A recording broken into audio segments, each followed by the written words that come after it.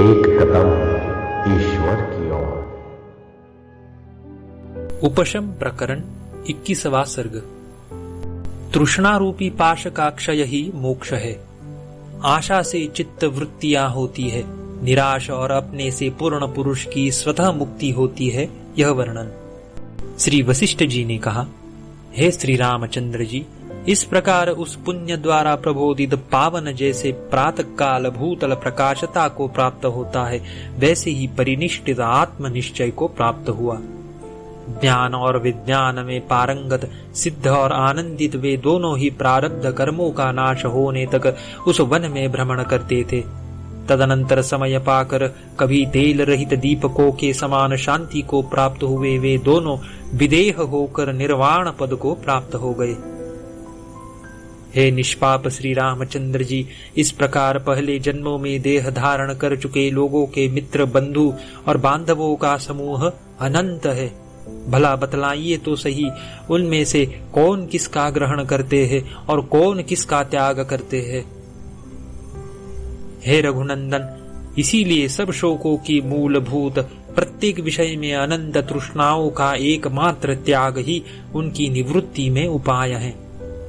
विषयों के उपार्जन द्वारा उनका वर्धन उपाय नहीं है। जैसे लकड़ी से आग बढ़ती, वैसे ही चिंतन से चिंता बढ़ती है। जैसे लकड़ी के बिना अग्नि बुझ जाती है, वैसे ही चिंतन के अभाव से वह नष्ट हो जाती है। हे श्री रामचंद्र जी, उठिए और पूर्वोक्त ध्येय वासना त्याग रूपी रथ में बैठे हुए आप सब भूतों के ऊपर कृपा से उदार दृष्टि द्वारा दीन लोगों को देखते हुए प्राकृत व्यवहार का अनुष्ठान कीजिए। हे महाबाहो, यह स्वच्छ कामना रहित निर्दोष ब्राह्मी स्थिति है। इसे प्राप्त कर व्यवहार में अकुशल पुरुष भी मोह को प्राप्त नहीं होता। केवल एक विवेक रूपी मित्र को एवं एकमात्र बुद्धि रूपी प्रिय सखी को लेकर विहार कर रहा पुरुष संकटों में मोह को प्राप्त नहीं होता। जिसने सब धन संपत्तियों का त्याग कर दिया और भीतर स्नेह न रहने के कारण अपने बंधु बांधवों को मानो गलहस्त देकर निकाल दिया, ऐसे अपने विवेक के सिवाय संकट से कोई उद्धार नहीं कर सकता।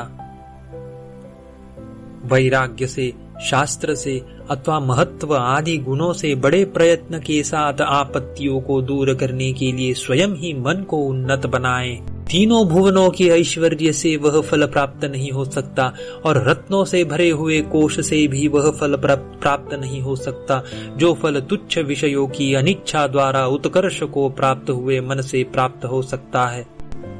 इस जगत के मध्य में अधोगति, ऊर्ध्वगति और मनुष्य लोक में ही जन्म परंपरा द्वारा भ्रमणों से जो पुरुष गिरते हैं, उनका मन सदा ही संतप्त रहता है, कभी विश्रांत नहीं होता। मन के पूर्ण होने पर सारा जगत सुधारस से पूर्ण हो जाता है। जिसके पैर जूते से ढके हुए रहते हैं, उसके लिए सारी भूमि चमड़े से ढकी हुई ही है। भाव यह है कि आध्यात्मिक, आधिदैविक और आधिभौतिक भेद से तीनों प्रकार के संतापों की जड़ मनोदोष ही है। मन के विशुद्ध ब्रह्मामृत रस से पूर्ण होने पर सारा जगत आनंद पूर्ण ही प्रतीत होता है। जैसे कि मुलायम जूतों से जिसका पैर सुरक्षित है, उसे कूश और कांटों से भरी हुई सारी पृथ्वी भी मुलायम चमड़े से ढकी हुई ही प्रतीत होती है। हे श्री रामचंद्र जी, मन वैराग्य से पूर्णता को प्राप्त होता है। आशा के वश में चलने वाले मन पूर्णता को प्राप्त नहीं होता। जैसे शरत काल से तालाब रिक्तता को प्राप्त होता है, वैसे ही आशा से मन सूखे हुए सागर के गर्त के समान रिक्त हो जाता है। जिन लोगों का मन आशा से विवश रहता है, उन लोगों का हृदय जिसने भीतर के गर्त को प्रकट कर दिया है, अगत्य ऋषि से पिए गए सागर के समान शून्यता को प्राप्त होता है। भाव यह है कि जैसे समुद्र के रिक्त हो जाने पर उसके गर्त के प्रकट हो जाने से भीतर मगर, सांप आदि स्पष्ट रूप से प्रकाशित हो रहे थे, वैसे ही मन के रिक्त होने पर उसके गर्त के प्रकट हो जाने से भीतर के लोभ, दैन्य आदि सभी दोषों का प्रकाश हो जाता है। जिसके धर्म, ज्ञान, वैराग्य, शम, दम आदि रूप, पुष्प, फल, पल्लव आदि से समृद्ध विशाल चित्त रूपी वृक्ष पर तृष्णा रूपी चंचल वानरी नहीं घूमती। उस पुरुष का मन, बुद्धि, अहंकार, चित्त इन 4 प्रकार के वृक्षों से भरा हुआ अंतःकरण रूपी विशाल वन खूब सुशोभित होता है। जिनके चित्त में स्पृहा नहीं है, उन लोगों के लिए त्रैलोक्य भी कमलगट्टे के कोश के समान अत्यंत छोटा है। योजन समूह गोपद है और महाकल्प आधा पलक है। भाव यह कि अपरिच्छिन्न ब्रह्म सुख की दृष्टि से देश काल से परिच्छिन्न आधिपत्य वैभव भी अत्यल्प ही है। जो शीतलता निस्पृह लोगों के मन में विराजमान रहती है, वह शीतलता न चंद्रमा में है, न हिमालय की गुफा में है, और न वह केले और चंदन के वृक्षों की श्रेणी में है।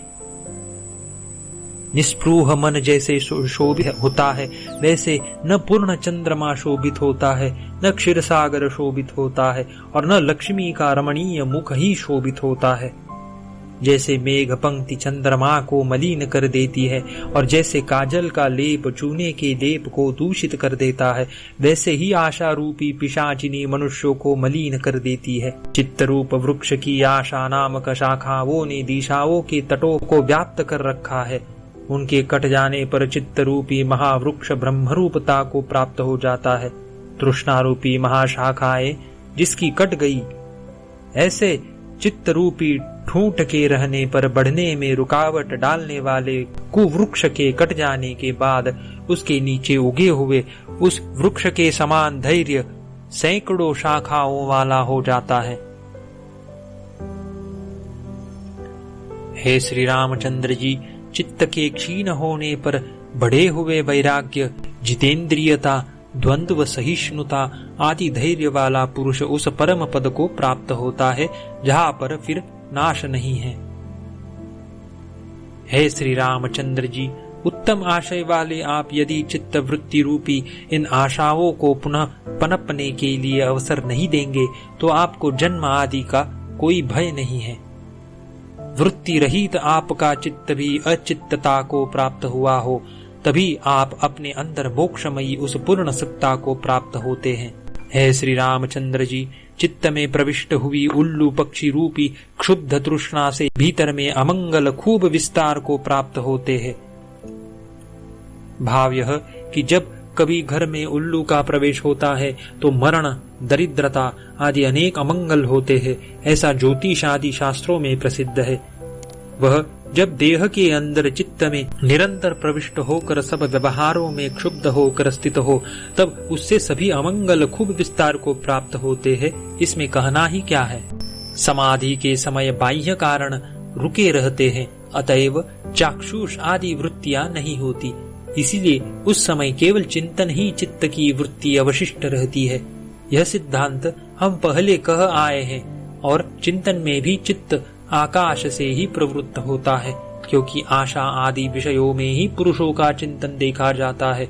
इसीलिए आशा नामक चित्त वृत्ति का त्याग कर आप निश्चिंतता को प्राप्त होइए।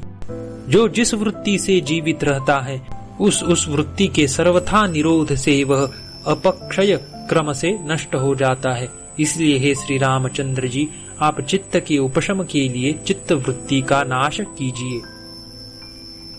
हे महात्मन, आप पुत्र, धन, लोक आदि की संपूर्ण ऐषणाओं का त्याग कर आशा नामक संसार बंधन को दूर कर जीवन मुक्त होइए। क्योंकि मन में स्थित कुत्सित आशाएं आत्मा की हथकड़ियां हैं। उनके नष्ट होने पर कौन मुक्त नहीं होगा, यानी सभी मुक्त हो जाते हैं। 21वां सर्ग समाप्त।